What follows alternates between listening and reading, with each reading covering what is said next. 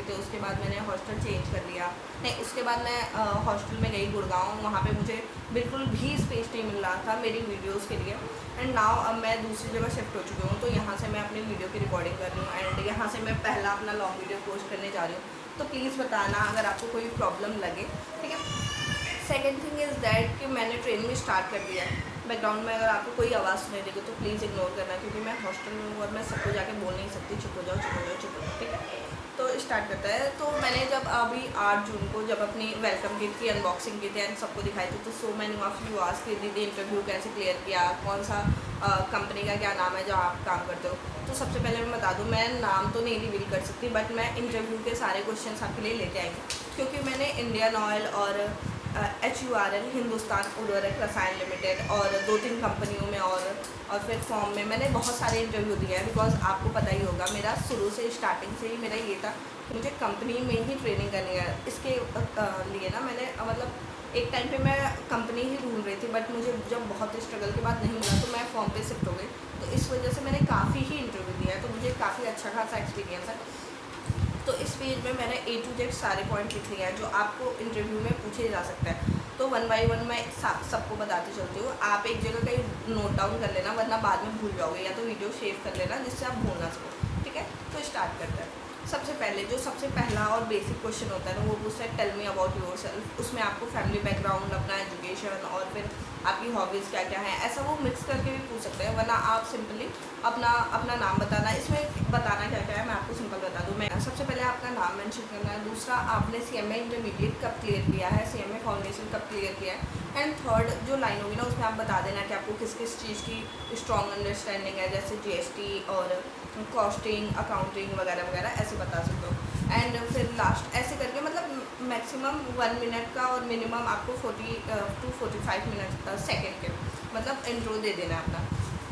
दूसरा वो आपसे पूछ सकते हैं ना आपका फैमिली बैकग्राउंड, कि आपके घर में कौन कौन है, कौन कौन क्या करता है, तो इसको भी आपको नॉर्मली बता देना है। सेकंड थिंग मैं आपको ये बताऊँ ना, कई लोगों को ये कन्फ्यूजन है दीदी पूरा इंटरव्यू ही क्या है इंग्लिश में देना है। तो नहीं, मैंने इंडियन ऑयल और HURL मतलब बड़े बड़े PSU के इंटरव्यू दिए हैं, तो नहीं कहीं भी आपसे ये एक्सपेक्ट नहीं किया जा सकता कि आप पूरा फ्लुएंटली इंग्लिश बोलो। बट हाँ ये ट्राई करो ना कि आप इंग्लिश और हिंदी मिक्स करके बोलो। ऐसा टोटली हिंदी पे मत शिफ्ट हो जाओ, क्योंकि उनको भी थोड़ी दिक्कत होती है। वो भी ऐसा देखते हैं ना कि आप चल के अगर अदर क्लाइंट को सर्व करने वाले हो तो वहाँ पे प्रॉब्लम हो सकती है। तो अगर आपको इंग्लिश में थोड़ी सी प्रॉब्लम है तो आप हिंदी और इंग्लिश मिक्स करके बोलो, बट टोटली हिंदी पे मत जाओ, ठीक है। थर्ड क्वेश्चन इज वो पूछ सकते हैं ना आपकी स्ट्रेंथ और वीकनेस। स्ट्रेंथ वीकनेस मतलब ना आप क्या करते हो, तो इसको उससे मत बताना, इसको ना आप काम से रिलेट करके बताना। जैसे मैं अगर मुझे पूछे कि मेरी स्ट्रेंथ क्या है, तो मैं यही बोलती हूँ कि मैं चीज़ों को बहुत ऑर्गेनाइज करके चलती हूँ, मैं प्रेशर में काम कर सकती हूँ। ये सब आप स्ट्रेंथ में बता सकते हो। वीकनेस में आप क्या बता सकते हो ना कि मतलब कुछ भी आप मतलब अपने हिसाब से जो भी आपकी वीकनेस होगी आप चूज़ कर लेना है। जैसे मेरी वीकनेस ये है कि अगर मैं लेजी एक बार हो गई तो मेरा पूरा ही दिन अनप्रोडक्टिव हो जाता है। एंड जो भी आपको आपके हिसाब से जो भी वीकनेस लगे ना उसको आप बता सकते हो। थर्ड क्वेश्चन इज दैट कि आप जिस भी कंपनी के बारे में जा रहे हो मतलब इंटरव्यू देने जा रहे हो, प्लीज़ उसके बारे में A to Z सारी नॉलेज रखो। आपको किस रोल के लिए लिया जाएगा उसकी भी सारी नॉलेज रखो। फिफ्थ चीज़ वो आपसे पूछ सकते हैं ना कि आप प्रेशर को कैसे हैंडल करोगे सर, ठीक है, क्योंकि उनके पास बहुत काम होता है। जो कंपनीज होती हैं उनके पास तो बहुत काम होता है। फॉर्म में आपको इतना डिटेल में नहीं पूछा जाएगा, उसमें बेसिक ही पूछे जाते हैं, बट कंपनी में आपको पूछा जाता है कि आप प्रेशर को कैसे हैंडल कर सकते हो। आपको डेडलाइन दी हो, आपके कई टास्क इनकम्प्लीट हो तो कैसे हैंडल करोगे, टीम में कैसे वर्क करोगे। तो ऐसे सारे क्वेश्चन आपसे पूछे जा सकते हैं। आप नॉर्मली करना, ChatGPT से बोल देना कि आप एक इंटरव्यू के रिगार्डिंग क्वेश्चन तैयार कर दो, तो ये सारे बेसिक क्वेश्चन के आपके आंसर ChatGPT से ही आपको ईजिली मिल सकते हैं। अगर आपको ये नहीं समझ में आ रहा है इसका आंसर मैं अपने हिसाब से क्या दूँ, तो भी आप ChatGPT की हेल्प ले सकते हो, ठीक है। फिफ्थ ईयर ना आपसे वो पूछ सकते हैं कि हम आपको हायर क्यों करें, why should we hire you. मतलब ये बहुत इंपॉर्टेंट क्वेश्चन है, मुझे हर जगह पूछा जाता है कि मतलब आपको हायर करने से हमें क्या बेनिफिट होगा या फिर आपको क्या बेनिफिट होगा। फिर आपसे ये भी पूछ सकते हैं अगर आप जिस कंपनी में दे रहे हो, जैसे मुझे इंडियन ऑयल में पूछा गया था कि आप इंडियन ऑयल ही क्यों चूज़ कर रहे हो, तो वाई इंडियन ऑयल, या फिर जो भी कंपनी आप XYZ जो भी कंपनी चूज़ कर रहे हो तो वाई दिस कंपनी। तो आपको इसका प्रॉपर आंसर पता होना चाहिए कि हाँ वहाँ से हमारे करियर को ग्रोथ मिलेगी, वहाँ से हमारा करियर स्टार्ट होगा, अच्छी हमें नॉलेज मिलेगी। ऐसा करके आप अपने आंसर को फ्रेम कर सकते हो ना। वो आपसे एक और क्वेश्चन पूछ सकते हैं ना कि हमारी ट्रेनिंग 15 महीने की होती है, सबको पता है, बट वो कभी कभी किसी किसी सिचुएशन में बोलते हैं ना नहीं आपको 3 साल की ट्रेनिंग करनी पड़ेगी। अगर हम आपको बोलें कि आपको 3 साल की ट्रेनिंग करनी पड़ेगी, तो आप क्या करोगे? तो इसमें आपको नो कभी नहीं बोलना है, प्लीज़ डोंट से नो। अब पहले तो आप उनके किसी भी बात पे नो मत बोलो। अगर वो बोले नाइट तो भी एग्री हो जाओ, या फिर वो कुछ भी बोले एग्री हो जाओ। ऐसा मत करना कि नहीं मैं नहीं हो सकता, तो ये थोड़ा रेड फ्लैग दिख जाता है। या फिर अगर वो बोले आप ट्रैवल में कंफर्टेबल हो रहे हो, तो से यस कि हाँ मैं कंफर्टेबल हूँ। पूछ सकते हैं ना कि where do you yourself in next 5 year, मतलब ऐसा। तो इस क्वेश्चन का आंसर ना ऐसे फ्रेम करके मत दे दो कि सिर्फ अपना ही बेनिफिट बता दो कि CMA बन जाऊँगा या कुछ बन जाऊँगा, ऐसा नहीं करो। मतलब कंपनी का भी बेनिफिट लाओ, मतलब उनको भी बताओ कि हाँ हम आपको ही सर्विस दे रहे होंगे या जो भी होगा, ऐसे फ्रेम करके बताओ। मैं आपको एक और टिप दे दूँ ना कि किसी भी क्वेश्चन का आंसर ना आप उनके अकॉर्डिंग थोड़ा फ्रेम करके बताओ, जिससे उनका बेनिफिट थोड़ा सा लगे। बिकॉज ना आप हर क्वेश्चन में अपने आप को प्रायोरिटी दोगे, अपना ही बोलोगे ना, तो इससे थोड़ी सी प्रॉब्लम हो जाती है। ट्राई करो कि वो जो आंसर सुनना चाहते हैं आप वही दो। सिलेबस से हम सोच लेते हैं क्या क्या वो हमसे पूछेंगे, ठीक है। सबसे पहले हम GST लेके आते हैं। GST में सबसे पहले चीज़ जो पूछेंगे, हर कंपनी में मेरे से हर जगह पूछा गया है, RCM के बारे में, मतलब RCM की सप्लाई पूछ लेंगे, RCM से आप क्या समझते हो, ऐसा कुछ पूछ लेंगे। सेकेंड आपसे रजिस्ट्रेशन, GST रजिस्ट्रेशन के डेट, उनके फॉर्म के लास्ट डेट, ऐसा पूछ सकते हैं। थर्ड ITC, मतलब ITC तो बहुत इंपॉर्टेंट है। मेरे से इंडियन ऑयल, HURL एंड जो भी कंपनी के प्राइवेट लिमिटेड या छोटी छोटी कंपनी का मैंने इंटरव्यू दिया है, उसमें भी ये पूछा गया है कि ITC कैसे क्लेम करोगे, ITC का अमाउंट कितना होता है, ब्लॉक क्रेडिट क्या होता है, ये सब आपसे पूछ सकते हैं, ठीक है। चौथा QRMP, quarterly return monthly payment वाला स्कीम। फिर बेसिक GST का बेसिक जो फर्स्ट चैप्टर है ना हमारा, उसको रेडी कर लेना। उसमें GST के रेट्स क्या क्या होते हैं, गोल्ड पे क्या रेट होता है GST का, GST के रेट्स मतलब ना वो जो 0, 5, 12, 16 वाला वो होता है ना, वो वाला रेट। चौथा कंपोजिशन डीलर वाला थोड़ा सा पढ़ लेना, ठीक है। सेकेंड सब्जेक्ट आ जाता है हमारा डायरेक्ट टैक्सेशन। उसमें आपको TDS पूरी तरीके से तैयार कर लेना है। आप बेसिक थोड़ा सा तैयार कर लेना और TDS तैयार कर लेना। TDS में आपको मैं कुछ सेक्शन बता देती हूँ जो हर जगह ही आपको पूछे जाएंगे। इससे ज़्यादा TDS में आपसे कुछ नहीं आएगा, मतलब TDS का मीनिंग पूछ सकते हैं, डेफिनेशन पूछ सकते हैं, बाकी इससे ज़्यादा आपको कुछ नहीं आएगा। सबसे पहले 194A section, 194C, 194H, 194I, 194J, 194Q, 194O और 194A, ठीक है। 194LA, ठीक है। उसके बाद फॉर्म 26Q, फॉर्म 24A, फिर TDS डिपॉजिट का डेट आप देख लेना।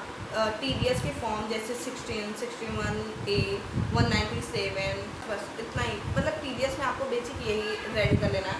अगर आपको मेरे नोट्स की कॉपी चाहिए तो आप मुझे कमेंट करना, मैं इसका जो फ़ोटो होगा ना वो टेलीग्राम में डाल दूँगी PDF बना के, आप वहाँ से इसको यूज़ कर सकते हो। अब थर्ड सब्जेक्ट आ जाते हैं अकाउंट्स। देखो सबसे ज़्यादा वो फोकस करते हैं GST, अकाउंट्स, कॉस्टिंग, तो इस पर आपको ज़्यादा फोकस करना है। अकाउंट्स में क्या पूछेंगे, सबसे पहले बेसिक तैयार कर लेना, जो गोल्डन रूल्स होते हैं, एसेट क्या होता है, डेबिट होता है, क्रेडिट होता है, क्या एसेट बढ़ेगा तो क्या करेंगे, डेबिट करेंगे, क्रेडिट करेंगे, ये सब आप पढ़ लेना। सेकेंड आप GST के साथ एंट्री पढ़ लेना। जनरल एंट्री बहुत ही इंपॉर्टेंट है।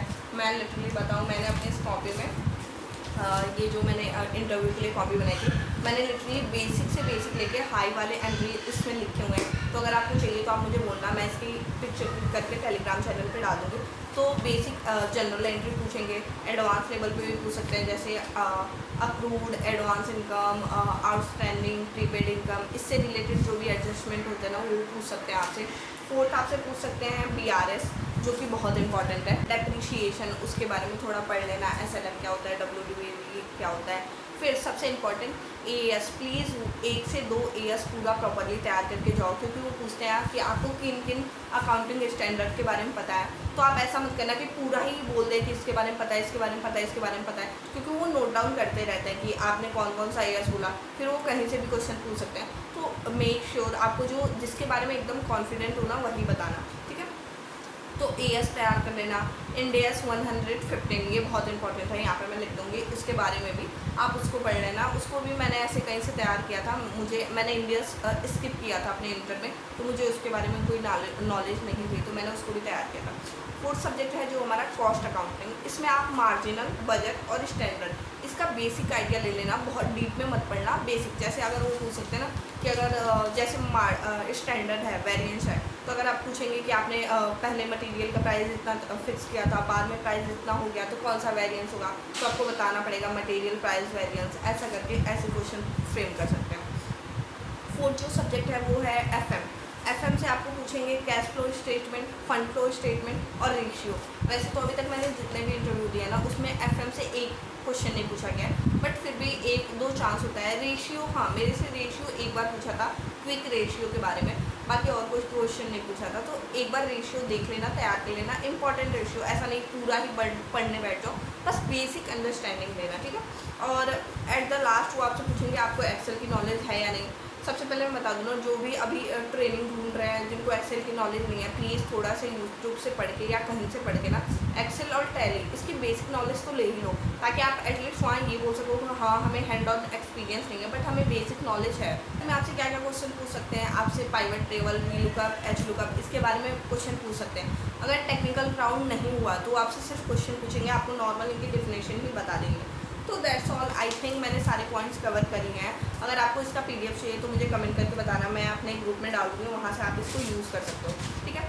और मतलब इस कॉपी में ना मैंने कुछ डेफिनेशन लिखा है जो मुझे पूछे गए थे, जैसे एसेट, लाइबिलिटी, कैपिटल और बीआरएस का डेफिनेशन, और अकाउंट पेबल का डेफिनेशन, अकाउंट रिसीवेबल का डेफिनेशन, एंट्री क्या होती है, और फिर ये जो मैचिंग कॉन्सेप्ट क्या होते हैं, कॉस्ट कॉन्सेप्ट क्या होते हैं, ऐसा कुछ मतलब ये भी सब पूछा जा सकता है, तो ये भी तैयार कर लेना।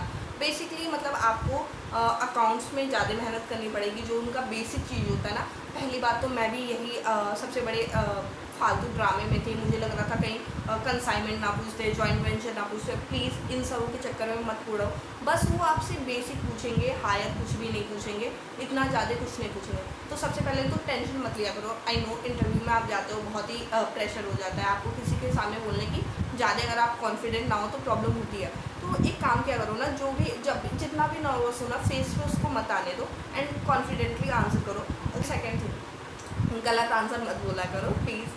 अगर आपको किसी भी क्वेश्चन का आंसर नहीं पता है, उनसे पोलाइटली बोला करो कि sir I am unable to recall, मैं बाद में पढ़ लूँगा, या मैं इसको ज़रूर जाके पढ़ूंगा, ऐसा कुछ बोल के क्वेश्चन स्किप कर दिया करो। ये ना कि आप गलत आंसर दे रहे हो फिर उसमें फंसते जा रहे हो, गलत आंसर दे रहे हो उसमें फंसते जा रहे हो। तो ऐसा था कुछ, मतलब इतने सारे क्वेश्चन आपको तैयार कर लेना है, ये ज़रूर पूछे जाते हैं। बस इतना ही, इतने सारे ही क्वेश्चन होते हैं, बहुत ही एडवांस लेवल के नहीं पूछे जाते हैं, बेसिक पूछे जाते हैं, उसको तैयार करके जाना। बट अगर आपने कहीं ट्रेनिंग की है तो उस डोमेन के बारे में ज़्यादा से पढ़ के जाना, क्योंकि उस डोमेन के बारे में भी क्वेश्चन कर सकते हैं। तो बस इतना ही, thank you for watching and please मैं आपको बता दूँ ना, आपको जो भी नेक्स्ट वीडियो चाहिए उसके लिए मुझे कमेंट करके ज़रूर बता देना कि नेक्स्ट लॉन्ग वीडियो कब चाहिए। मैं उसको सैटरडे या संडे को अपलोड कर दूँगी, बिकॉज अभी मेरा ऑफिस चल रहा है, 10 to 7 मेरी टाइमिंग है, तो मुझे टाइम बहुत कम मिल पाता है। बट मैं ट्राई करूँगी कि सैटरडे और संडे को आपको लॉन्ग वीडियो मिल जाए। तो नेक्स्ट टॉपिक आपको क्या चाहिए, उस पर किस टॉपिक पे वीडियो चाहिए, आप मुझे कमेंट करके बता देना, ताकि मैं टॉपिक लेके आ पाऊँ।